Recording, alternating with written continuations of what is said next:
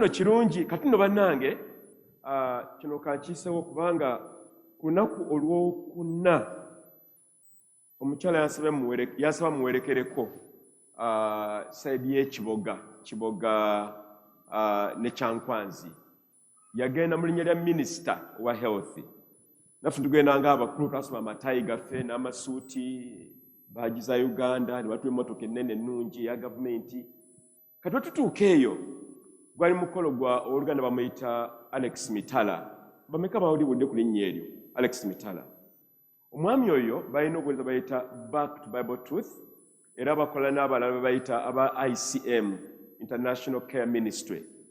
Kati abantu bano babuulira enjiri abantu ne balokoka. Naye bwe bava ku njiri ate enjiri yonna tubagivaako bubi kubanga ebinamu ebiri muno. Bava ku by'omwoyo okugoba emizimu biki ebyo kusoma Bayibuli kusiiba ne boogera ne ku nsimbi ku ssente cash okola otya ssente. Era twabasabye bajje batuyambe kubanga twasanga abaana abavubuka Bayisirayiri gy'emyaka n'abalala bwe batyo nga balina ekibiina kyabwe ekya saving scheme nga sofa bakakuŋŋaanya obukadde 4 mu saving nga basavinga bakolera wamu sacco group. Kati ng'ate bo abakulu bali kati mu biliyoni 2 mu kusomesebwa era abantu balokosebwa njimu ebitundu ebya Komamboga Kiboga Kyankwanzi. Kati abadde tubayise naffe batuyigirize bameka banakkiriza okusoma emisomo gino. Tulina okusomesebwa okusooka emyezi giri myezi 4 naye bwe tuva myezi egyo 4 nga tutandika okukola cash ssente. Ebimu ku bintu ebisinga okunnuma ennyo mu Komamboga bwe bwavu obusukkulumye. Tulina okugoba obwavu. Mukama tuggyeeko obutali butuukirivu katugobe neki? Tugobe neki?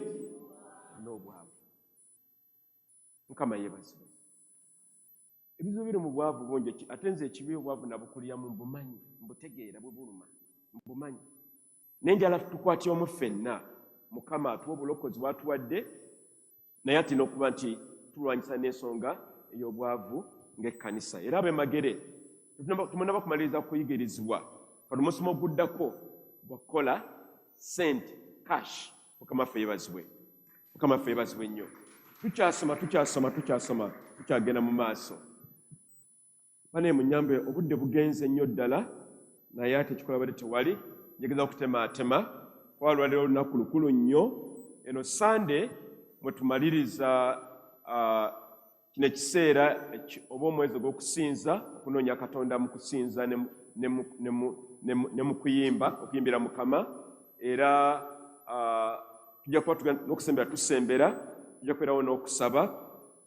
Twesabire eŋŋane eno nkulu nnyo okuba nti nno weesabira gy'oli naye ate olw'olumu n'abasumba oba abakadde b'ekkanisa nabo ne bakusako emikono tubeera nga tugatta okukkiriza nga omuntu omu.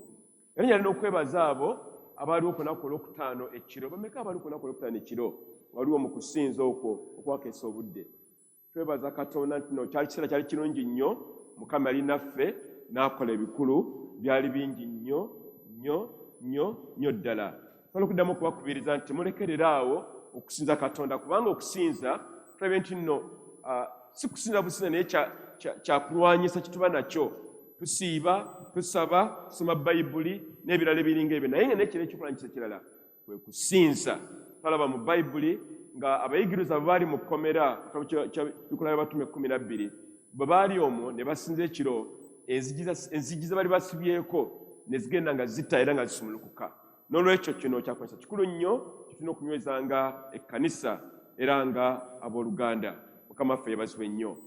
Pozi zino okunamu okubajjukiza nti nno twakozeewo akapapula akatonotono mube nga mutubuulya okusinza wakusanga otya guno omwezi oguyise. Simanyi oba Rachel papula twabuwadde weebuli temuteeka buteresaawo. Abasobola okuwandiika tujja kubasaba bw'obanga osobola okuwandiika obulungi n'ogizamu akapapula kano kajja katuyamba nnyo tube nga tufuna feedback okuva gy'oli. Kale tukikoleko ekyo. Uncle Tom, wakoze page number, twakoze half. Kinene nnyo ekyo namwe mulimba.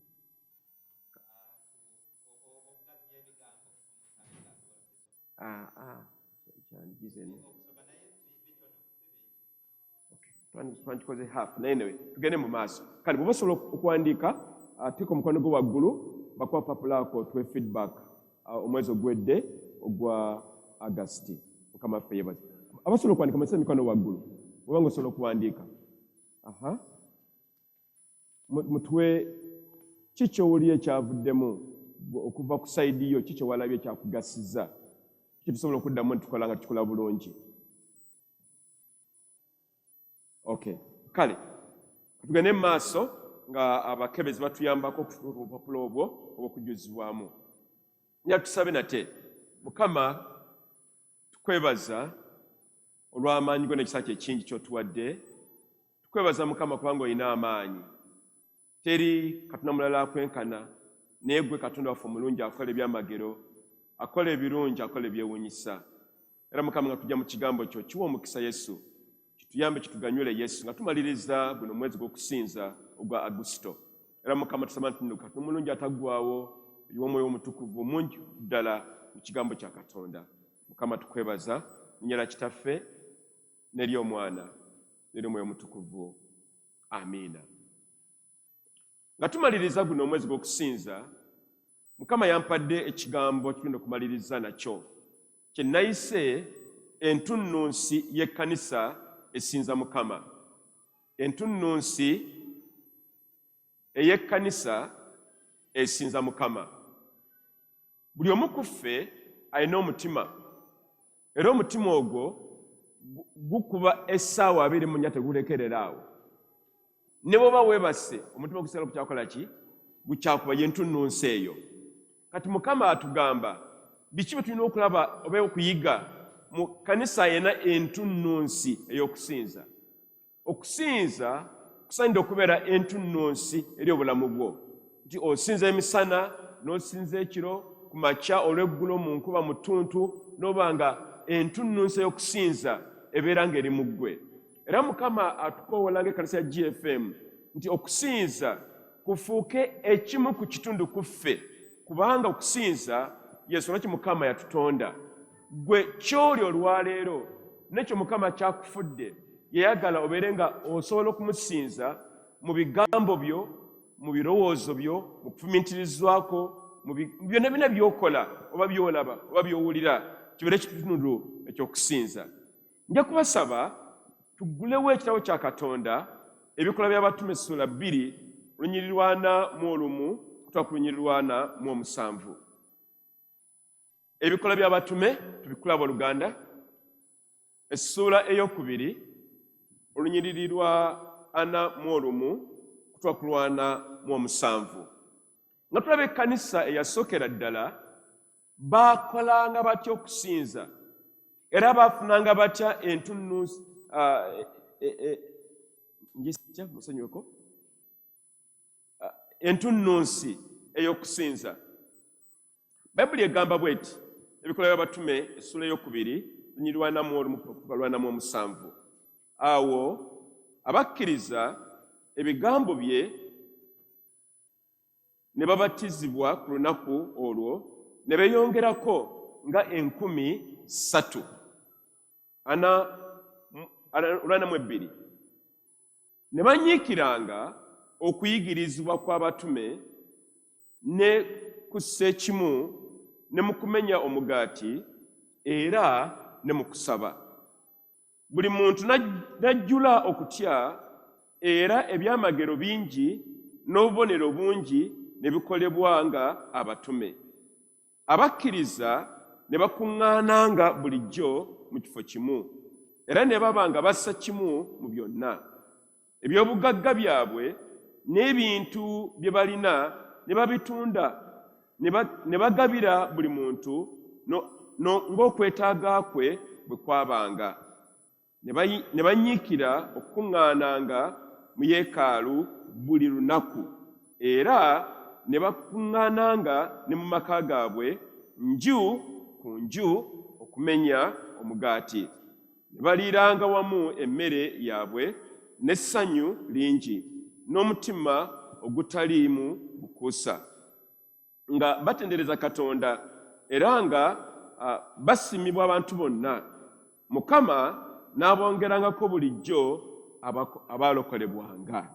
Mukama waffe yeebazibwe. Mukama waffe yeebazibwe. Tusomye mu kitabo kya Katonda Ebikolwa by'Abatume essula ey'okubiri olunyiriri lwa 41 okutuuka ku lunyiriri lwa 47, nga tulaba ekkanisa eyasookera ddala engeri gye baasinzangamu mu ngeri ey'enjawulo. Tugambye nti n'okusinza tekitegeeza kuyimba buyimbi oba kuyimusa mikono gyo, naye kyeyongerako ku bikolwa by'okola, ebirowoozo ebikuvaamu, empisa z'obeera nazo, oba ebintu by'obanga okoze. Okimanyi n'okutula obutuuzi wotudde oba osinza. Kati okusinza kugazi nnyo, era obulamu bwaffe bwonna Mukama yabutonda nga bwakusinza. Ng'ekkanisa eya GFM wano Komamboga, tumanyi nti guno omwezi ogwa Augusito tumaze, tugwadde just mwezi bwezi kusinza kuyimusa mikono, naye Mukama wadde nga atuyita tudde gy'ali tuyige okumusinza n'okusinza okwannamaddala. Nti mu kusinza okwo tube nga tulabanga ekkanisa, tubeere ng'ekkanisa eyali eyasooka ey'abatume aba Yesu Kristo. Tusomye mu byawandiikibwa ntulaba nti n'okusinza kw'abaana abasajja baabeeranga ne maka gaabwe, babeeranga mu kkanisa mu yeekaalu, naye ate ne bagenda ne maka gaabwe ne ku mirimu gyabwe neyona gye babeeranga. Nti okusinza kuno kwabuna buli kintu kyali kibakwatako. Abaakolanga emirimu, ababeeranga mu masomero, bonna gye babeeranga eyo nga baagala Mukama Katonda waabwe, era nga mu kyo baalinga basinza Katonda omulungi. Era abantu bano balina entunnunsi eno ey'okusinza ey'okwagala Katonda. Bw'oyagala Katonda ebeera ntunnunsi eyo emukubira era emwagala. Bw'obanga Mukama oyogedde amazima, n'otabeera mulimba, n'otabeera muntu twalya bw'ati awo, naye n'okola ebisanyusa Katonda, kuba kusinza okwannamaddala. Kati owooluganda bwe tumala okulokoka, Mukama aba atuyita nate tube nga twongera omusinza ennaku zaffe zonna ez'obulamu bwaffe. Era abasajja bano ab'omu bikolwa by'Abatume bali basajja abeeweereyo ddala okuba nti basinza Mukama Katonda waabwe nga bwe yabatonda, n'okumuwa ekitiibwa, n'okumwagala, n'okumugondera. Buli lw'ogondera Katonda oba ekigambo kye oba osinza.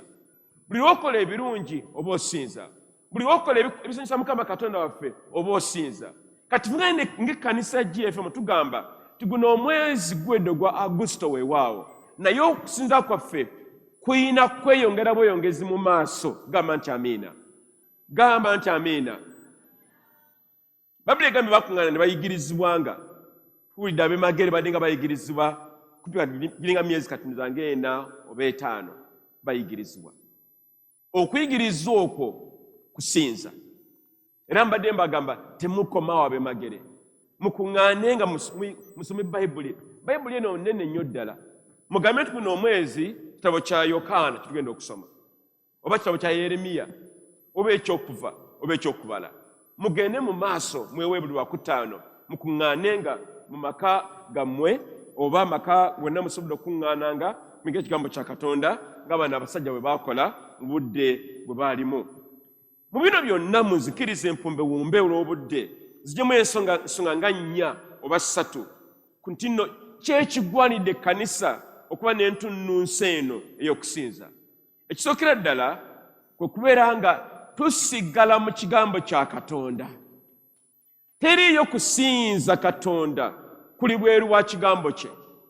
Okusinza kwonna okwannamaddala okutuufu kwonna kubeera nga kuva mu Bayibuli.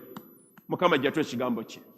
Yesu nga lwaki oluganda yiga Bayibuli yo ogisome ng'obutakoowa emisana wamu n'ekiro.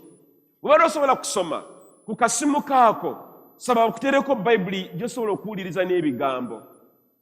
twebaza Mukama olwa tekinologiya nti natuyambe ennaku zino tewetaaga oluusi na kusoma naye owuliriza buwuliriza nova ku kitabo kimu kitabo ekyokubiri n'ekiddako paka lwomala nange nkikozesa nnyo bwembanga obudde bunziruseeko kale nja kubasaba bannange tunyweze ekigambo kya Katonda.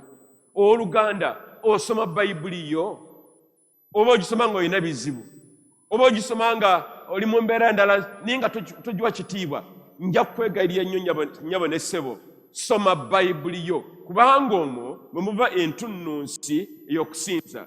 Bayibuli egambye olunyiri lwa 42 nti ne beewaayo nnyo okuyigirizibwanga era omwo mwe mwavanga okusinza okulungi okwannamaddala. Ensonga ey'okubiri, okusinza okuyita mu bumu ne mu kusaba. Bayibuli egambye baakuŋŋaananga ne bamenya omugaati era ne basaba. Mu kusaba okwo tuba tusinza. Ab'embangere n'abalala ffenna tweweeyo okusinzanga Katonda nga tuyita mu kusaba. Buli lw'osaba lw'osiiba n'onoonya Katonda oba mu kusinza okwannamaddala. Ffe ng'ekkanisa ya GFM tulina ebyoto ebiwerera ebyokusaba. Tulina ebyoto ebiri ku mitimbagano biringa bya mirundi ng'esatu. Tulina ebyoto ebibeerawo buli lwakusatu ne tusiiba ne tusaba wano mu kkanisa. Era akawungeezi abagenzi okukola ne batwegattako ne tusabirawo mpaka ssaawa nga 2:2. Olunaku olwokuna abakyala beekuŋŋanya nabo ne banoonya Katonda. Naffe ababeera wano ku kkanisa olwokutano naffe twalwamba lwaffe ne tubeera nga tuyimirira ku kyoto ne tunoonya Katonda. Oluganda weeweeyo mu nsonga eno ey'okusaba n'okusiiba kubanga okusaba n'okusiiba bikulu nnyo nnyini ddala ku nsonga eno ey'okuba tubeera abasinza eri Mukama Katonda waffe. Essaala ezo Mukama zayala tusabe nnungi era nkulu ddala okuba nti nno okwagala kwa Mukama Katonda waffe kubeera kukolebwa. Yalanye akafaananyi ako oyo mumumanyi ali oku kafaananyi ako mumumanyi oyo? Mumumanyi? Temumumanyi?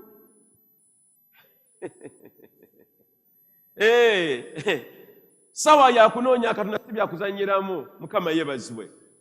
Twagala nnyo okuba nga tusinza ng'ekkanisa era kino kyoto kyakusaba era kyoto kyakusinza Katonda. Mukama yeebazibwe. Okusaba tusabira ddala era nabadde mbagamba nti buli lwakutaano olusembayo mu mwezi tubeera wano mu kusaba okumalako ekiro kyonna nga tuli maaso ga Katonda.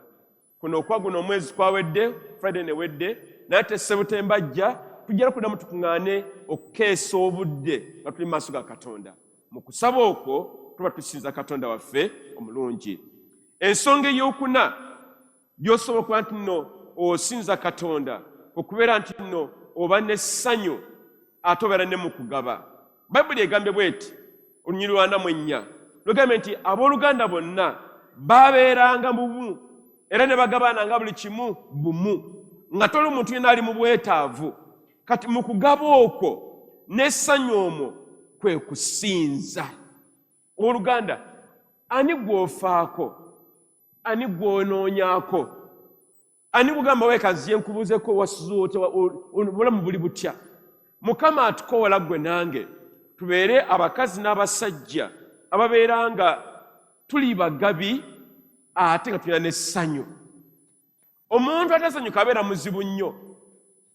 Essaawa yonna omumwa gubeera mu nnyindo. Tasekaako, tamwenyaako. Nogamba oluganda gwe wabaaki? Mukama abannanga atuyambe. Tuba mu kusinza wano nga ekintu kiri kimmemmette wano naye nga abalala bali bwe bati. Ne weebuuza gwe mutima gwo Mukama musanyukirako ddi? Mukama yeebazibwe. Njala n'okubazaamu kino kye mbadde ngamba mu GFM mu kanisa muno nti tuyige okusinza nga tulina akamwenyumwenyu ku matama. Kuba gwe tusinza mulungi mulokozi waffe. Bw'obanga omuntu akuwadde emmere naye nga munyiivu, emmere eyo teyinza kuwooma. Eyinza okuwooma? Tewooma. Naye agikuwadde nga musanyufu. Naffe Mukama tumuwe essanyu, tumuwe okusinza nga tulina akamwenyumwenyu n'essanyu ku matama gaffe. Kati nno okwo kwe kusinza okwannamaddala. omwezi ogwa October mbadde ndowooza gwandibadde mwezi mulungi ebintu tubisse mu nkola. Twekyalire guno omwezi ogwa October nga guno gujja guggwako naye guddako. Twekyalireko. Yalubuuza kulinaanye Jensula omanyiiyo. Mubuuze. Mubuuze temuntunulya mubuuze.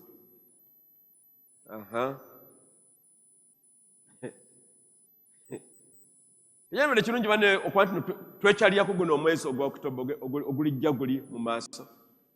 Twekyalireko. Manye Paulo gy'asula. Judith simukyaliranga nako naye tankyalirangako. Mukama waffe atuyambe bannange. Okuba twesanga ku kanisa Mukama yeebazibwe. Haleluya. Mukama akuwa omukisa kale baayi. Mukama atuyambe bannange. Omwezi gwa October twenga twekyalirako. Nekisembayo nti okusinza kuno okulungi okwentununsi ey'okusinza kuvaamu okuzibwa obujja wamu n'okukula. Ne tuba nti tukula ne tugazuwa oba n'abalala ne bajja ne batwegattako. Bayibuli egambye mu kitabo kya Ebikola by'Abatume essula y'okubiri nti Mukama n'abongerako obungi ku bo abaalokolebwanga. Lwaki? Baalinga bantu basinza. Mukama atuyambe bannange ekkanisa GFM. Tugende mu maaso n'okusinza Katonda. Tumwagale, tumuweereze, tumukubire mu ngalo, tumukubire akaluulu, tufuwe emirerere, tumuzinire Yesu, tuweereze bannaffe, tubaagale, tusonyiwe. Gwe balinnya oluganda Hajara yasonyiwa. Eyo y'enjiri eyo. Nogamba nali yali yantama. Era nga nyala kumulya buva. Naye Mukama nannyamba ne musaasira. Eyo y'enjiri. Kaboni akalaga nti mazima ddala walokoka. GFM tulina okulokoka abooluganda. Ne tuva mu kibi oba badde mwenzi abakyalo oyo n'ababiri basatu lokoka owooluganda. Bw'obanga naawe oli mukyala onoonya banoonya abasajja n'onoonya n'oli lokoka. Eyo y'enjiri gye twala okulya mu GFM. Tubeere ettabaaza, tubeere ekyokulabirako. Kwe kusinza okwo Mukama kwayagala okwenenya ebibi byaffe. Mukama atukoola tudde eri Katonda. Nga mmaliriza, Mukama ayita ekkanisa yaffe okubeera ekkanisa emwagala, okubeera ekkanisa ensabi, ate ekkanisa emusinza. Ekkanisa emusinza Mukama gy'ayagala era gy'anoonya. Nabagamba nti Mukama yatukola si kuba nti no tulima bulimi mmere yakulya oba genda kukola. Mukama yatukola tumusinze. Lwaki? Nti byonna Mukama yasobola okukola bingi. N'ekyo tasobola kukola kwe kwesinza ye.